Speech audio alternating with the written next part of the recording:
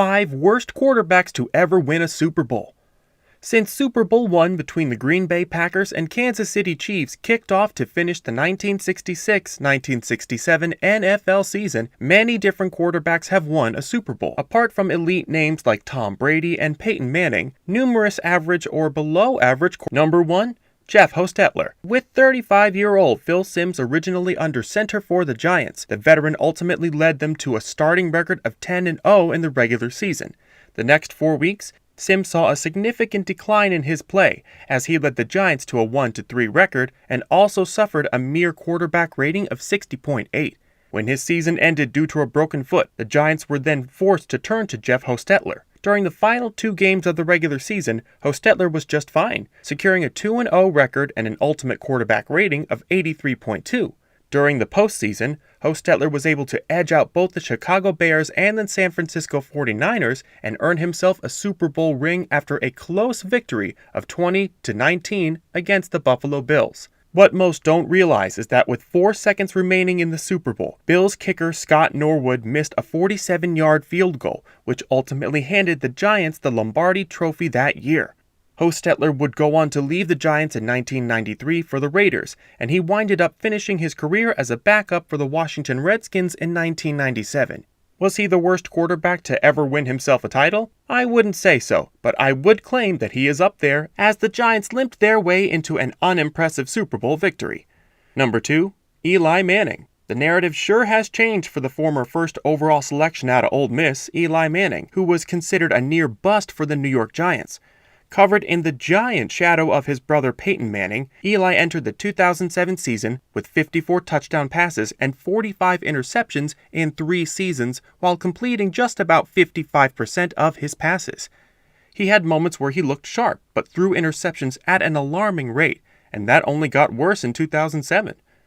Manning completed 56.1% of his passes for 3,336 yards with 23 touchdowns and 20 interceptions. Then Eli got hot in the playoffs and found himself winning his first of 2 Super Bowls, both against the heavily favored New England Patriots. What people seem to forget in their praise of Eli is he would have never won that first if not for a miraculous catch by receiver David Tyree. Manning threw a desperation pass up for grabs, and being a 3rd and 5 play, it could have ended the comeback drive that led to the win.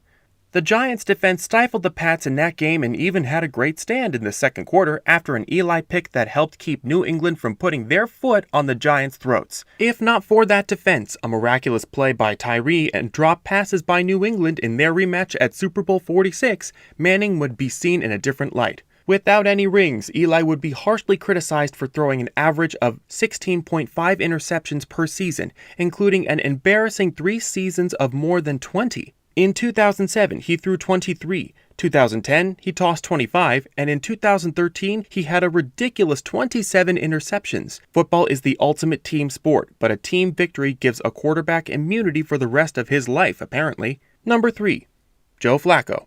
History is going to show that Flacco winning a Super Bowl with the Baltimore Ravens is nothing short of stunning. Flacco was on fire back in the 2012 postseason, throwing 11 touchdowns against 0 interceptions. The former University of Delaware star was able to defeat Andrew Luck, Peyton Manning, and Tom Brady in the AFC playoffs before taking down Colin Kaepernick and the loaded San Francisco 49ers in Super Bowl 47. In the immediate aftermath of his championship run, Flacco was awarded with a 6-year, $120 million deal, which might be the worst contract ever in the league. Baltimore has only reached the playoffs once in the 5 years since, due in large part to having Mike Wallace, one of the NFL's premier deep threats, on the roster. Number 4. Jim McMahon. Jim McMahon was the 5th overall selection by the Chicago Bears in the 1982 NFL Draft, and he was interesting as they come at the position. As a player, he was never necessarily a bad quarterback, but he also was never really that good. McMahon had the luxury of being on the right team at the right time as he worked with the legendary coach Mike Ditka and running back Walter Payton. Defensively, the Bears were one of the best groups ever during much of McMahon's time in Chicago. They featured future Hall of Famers like linebacker Mike Singletary and defensive end Richard Dent. The quarterback did enjoy his best season in 1985, preceding their Super Bowl 20 win. He threw for 2,392 yards with 15 touchdowns and 11 interceptions. In his 15-year career, McMahon barely managed to get triple digits in a touchdown, hitting exactly 100 while posting 90 interceptions. He finished his career once again going to the right place at the right time, as McMahon was a member of the 1996 Green Bay Packers team that saw starting quarterback Brett Favre win his lone Super Bowl. Number 5. Trent Dilfer. How can you tell when a Super Bowl winning team wins in spite of rather than because of their quarterback? One way to tell is when the said quarterback isn't even on the roster the following season. That's precisely what happened with the man who's now synonymous with the term game manager just before the 2000 season. Trent Dilfer was signed with the Baltimore Ravens to back up Tony Banks, but eventually found his way to the starting lineup. Dilfer was able to play mistake-free football and helped the team with one of the best defenses ever to win the Super Bowl on January 28, 2001 in Tampa. Dilfer went 7-1 as the starter that season while throwing for 1,502 yards with 12 touchdowns and 11 interceptions.